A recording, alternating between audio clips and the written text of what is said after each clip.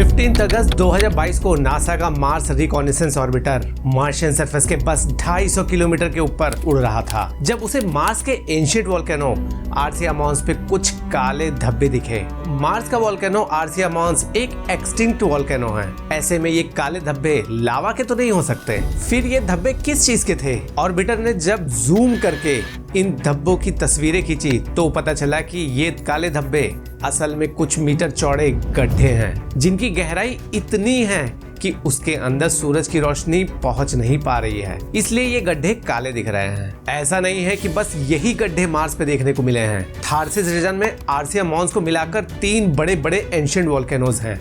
इन सभी वोल्केनोज में ऐसे गड्ढे देखने को मिले हैं। आखिर ये गड्ढे वहां आए कैसे? क्या ये गड्ढे किसी बड़ी सी गुफा में जाने का कोई रास्ता है? क्या इन गड्ढों में हमें मार्शियन लाइफ मिल सकती है? और क्यों इन गड्ढों ने साइंटिस्ट को इतना एक्साइट कर दिया है? आइए आगे जानते हैं। ईयर 2007 में पहली बार मार्स के चक्कर लगाते मार्स ओडिसी स्पेसक्राफ्ट ने अपने थर्मल इमेजिंग सिस्टम थेमिस का इस्तेमाल करके प्लैनेट के इक्वेटर और आर्सिया मॉन्स वोल्केनो के आसपास 7 गड्ढों की तस्वीरें खींची जिनको 7 सिस्टर्स कहा जाने लगा। 7 सिस्टर्स ऑलमोस्ट सर्कुलर शेप में थे जिनका डायमीटर 100 से लेकर 250 मीटर तक का चौड़ा था।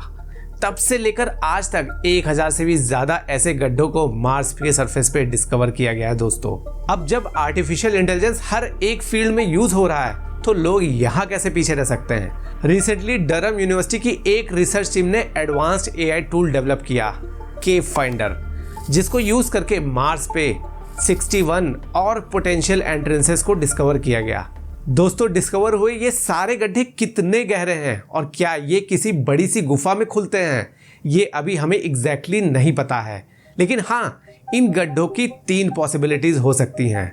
पहला, हाई स्ट्रेस की वजह से मार्शियन सरफेस क्रैक कर गया हो जिससे ये ओपनिंग्स देखने को मिल रही हो। अगर ऐसा होगा तो केव्स के मिलने की पॉसिबिलिटी बहुत कम होगी।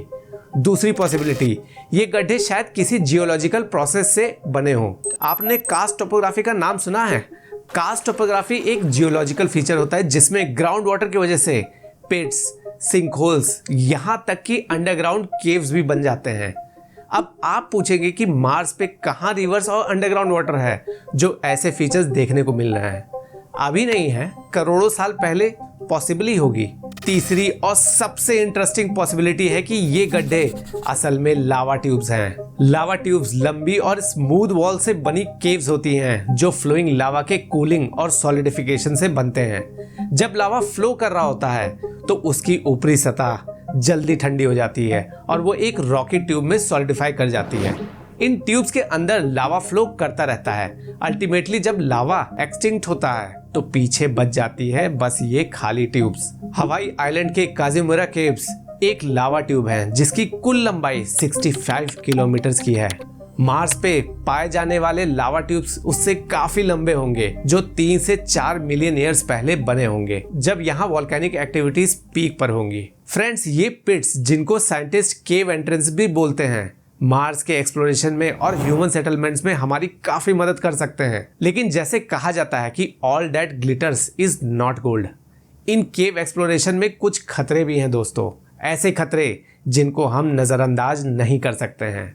हमें पता है कि मार्स का एटमॉस्फेयर बहुत हॉस्टाइल है। यहाँ दिन और रात के टेम्परेचर्स मैसिवली फ्लक्चुएट करते हैं। यहाँ इंटेंस कॉस्मिक रेडिएशंस और सोलर विंड्स के साथ साथ लगातार मेटेओर्स का बम्बार्डमेंट होता रहता है। ऐसे में ये केव्स मार्स पे जाने वाले एस्ट्रोनॉट्स को शेल्टर देने का काम बखूबी कर सकते हैं। अगर फ्यूचर में हम मार्स को कॉलोनाइज करते हैं तो इन केव्स को पोटेंशियल हैबिटेट की तरह इस्तेमाल कर पाएंगे। ये केव्स हमें रेडिएशन से बचाने के साथ साथ मेटेओर्स की बम्बार्डमेंट से भी बचाएंगे। मार्स पे टेम्परेचर फ्लक्चुएशन को कम करने में भी ये केव्स हमारी बखूबी मदद करेंगे। इनफैक्ट 2022 के जियोलॉजिकल सोसाइटी ऑफ अमेरिका के एनुअल मीट में साइंटिस्ट ने 9 ऐसे मार्शियन केव्स ढूंढे हैं जो एस्ट्रोनॉट्स के लिए सबसे सुटेबल शेल्टर होंगे।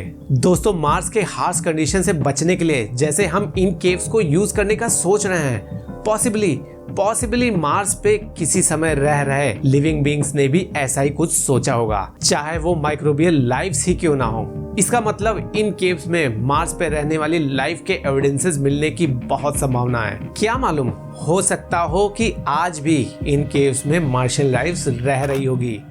दोस्तों, आपको मालूम है कई मिलियन ईयर्स पहले अर्थ पे सिर्फ एक ही बड़ा सा लैंड मास था, एक सुपर कॉन्टिनेंट पेंजिया फिर धीरे धीरे 2 टुकड़ों में बढ़ जाता है, जिनके बीच एक बड़ा सा ओशियन बहता था, टेथिस ओशियन। इस टेथिस ओशियन के रिमेन्स आज भी हिमालयाज में पाए जाते हैं। ओशियन तो नहीं रहा, लेकिन इसके बेड में कई प्री हिस्टोरिक मरीन एनिमल्स के फॉसिल्स आज भी मिलते हैं। ऐसे ही मार्स के केव्स अगर रनिंग वाटर से बने हुए हैं तो हमें प्री एग्जिस्टिंग मार्शियन लाइफ के एविडेंसेस मिलने की हाई पॉसिबिलिटी है। साइंटिस्ट इन केव एंट्रेंसेस को लेकर काफी एक्साइटेड हैं। वो जल्दी से जल्दी इन केव्स को एक्सप्लोर करना चाहते हैं, लेकिन फ्रेंड्स, केव्स को एक्सप्लोर करने के बहुत सारे रिस्क भी हैं जिनको हमें समझना बहुत जरूरी है। ये हॉलीवुड मूवीज का एक कॉमन कॉन्सेप्ट है कि कुछ फ्रेंड्स एक रिमोट और अनएक्सप्लोर्ड केव में घुस जाते हैं जहां उनका डेंजरस क्रीचर से इनकाउंटर होता है। जान बचाकर लीड एक्टर या एक्ट्रेसेस बाहर कैसे निकलते हैं, पूरी मूवी इसी पर बेस्ड होती है। अब सोचिए जरा, अगर ऐसा ही कुछ एक्चुअल में मार्स के केव्स में हो जाए तो लावा ट्यूब्स में एक और बड़ा खतरा होता है। कई बार इन केव्स की वॉल्स ब्रिटल और फ्रेजाइल होती है। मार्स के लावा ट्यूब्स में घुसने पर अगर ये कोलैप्स कर गई तो फिर क्या होगा? क्या एक दूसरी टीम को अर्थ से रेस्क्यू मिशन के लिए भेज पाएंगे? मार्स पे पहुंचने में कम से कम 6 महीने लगते हैं। तब तक तो उसमें फंसे एस्ट्रोनॉट्स क्या जीवित रहेंगे? इन सारे डेंजर से बचने का एक ही तरीका है, इन केव्स को ह्यूमन एक्सप्लोरेशन से पहले ही एक्सप्लोर करना। रोवर से इन केव्स को एक्सप्लोर करना पॉसिबल नहीं होगा क्योंकि ये एलिवेटेड पोजीशन पे हैं।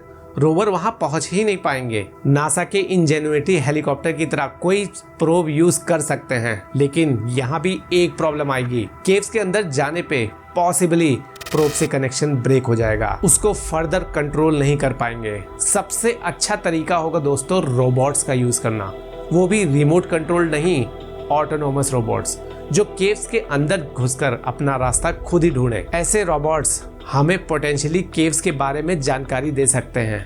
इस टाइप के ऑटोनोमस रोबोट्स की डेवलपमेंट के लिए रिसर्च ऑलरेडी चल रही है। अब ये देखना इंटरेस्टिंग होगा कि इसमें हमें कब तक सफलता मिलती है। दोस्तों, मार्स के केव्स को एक्सप्लोर करने से पहले हमें मार्स पे सेफली लैंड करना और वहां सरवाइव करना जरूरी होगा। मार्स पे हमें कई तरह के चैलेंजेस आ सकते हैं। इन चैलेंजेस और उनके पॉसिबल सॉल्यूशन के बारे में अगर आप जानना चाहते हैं तो यहाँ क्लिक करिए।